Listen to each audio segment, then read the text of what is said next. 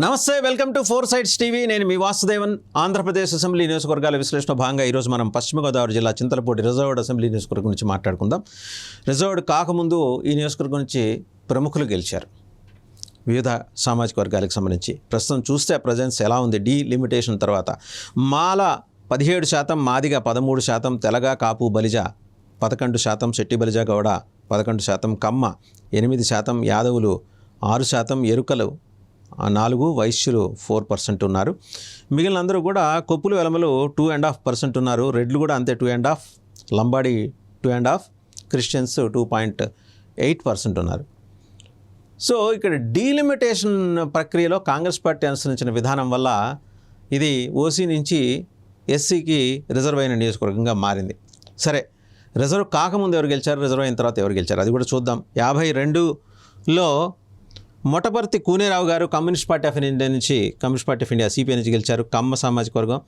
రావులగడ్డ యేసుపాదం గారు Congress party SC 1962లో గెలిచారు. 1967లో మళ్ళీ కమ్మ సామాజిక వర్గానికి చెందిన గద్దె విష్ణుమూర్తి గారు కాంగ్రెస్ పార్టీ నుంచి గెలిచారు.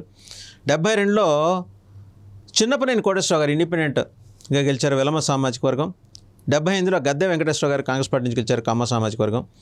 1983, 85, 89, 94, 1999 5 సార్లు అండి ఇక్కడి నుంచి కోటగిరి విద్యాధరరావు గారు గెలిచారు, వెలమ సామాజిక వర్గం. ఒక్క 83లోనే ఆయన ఇండిపెండెంట్గా గెలిచారు. తర్వాత 85, 89, 94, 99 తెలుగుదేశం నుంచి గెలిచారు. ఈయన మంత్రిగా కూడా చేశారు. చాలా బలమైన ముద్ర ఆయన వేసుకోగలిగారు. తర్వాత 2004లో గంటా మురళీ రామకృష్ణ గారు కాంగ్రెస్ పార్టీ నుంచి గెలిచారు, కమ్మ సామాజిక వర్గం. 2009 నుంచి ఇది రిజర్వ్ కావడం మూలన మద్దాల రాజేష్ కుమార్ కాంగ్రెస్ పార్టీ నుంచి గెలిచారు, ఎస్సీ సామాజిక వర్గం. 2014 పీతల సుజాత గారు తెలుగుదేశం ఎస్సీ సామాజిక వర్గం. 2019 ఉన్నమట్ల రకడా ఎలీజా వైఎస్ఆర్ కాంగ్రెస్ పార్టీ ఎస్సీ సామాజిక వర్గం. ఇప్పుడు ఎలీజాకి సీటు నిరాకరించడంతో ఆయన మొన్న ఆవేదన చెందారు. ఇదేంటి, పార్టీ కోసం పనిచేసిన వాళ్ళని కాదని వేరే వాళ్ళని పెడతారా, వేరే ఇన్ఛార్జిని ప్రకటించారు. ఇన్ఫ్యాక్ట్ చింతలపూడికి వైఎస్ఆర్ కాంగ్రెస్ పార్టీ చీఫ్ ముఖ్యమంత్రి జగన్మోహన్ రెడ్డి గారు.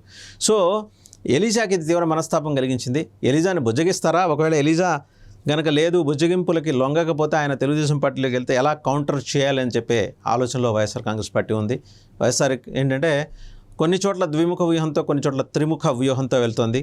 ఓటర్ల మధ్య చీలిక సృష్టించడం, సామాజిక వర్గాల మధ్య చీలిక సృష్టించడం ద్వారా ఓట్లని కొల్లగొట్టే ప్రయత్నం వైఎస్ఆర్ కాంగ్రెస్ పార్టీ చేస్తుంటే, ఇదివరకు అసలు ఈ ప్రయత్నానికి కొబ్బరికాయ కొట్టి శంకుస్థాపన చేసిన తెలుగుదేశం ప్రస్తుతం నిస్తేజంగా ఉంది. ఒకటి ఫండ్స్ క్రంచి, రెండవది వ్యూహాలని జగన్మోహన్ రెడ్డి అంత పదునుగా వ్యూహాలు పన్నకపోవటం. సరే, ఎనీహౌ విపరీతమైన వ్యతిరేకత ఉంది కాబట్టి అదే తమల్ని గెలిపిస్తుందనే తెలుగుదేశం పార్టీ భావిస్తుంది. కాబట్టి చింతలపూడిలో కూడా తెలుగుదేశం పార్టీ వాళ్ళ పర్సెప్షన్లో చింతలపూడిలో తెలుగుదేశం ఖచ్చితంగా గెలిచి తీరుతుంది. ఇది చింతలపూడి అసెంబ్లీ నియోజకవర్గానికి సంబంధించిన విశ్లేషణ.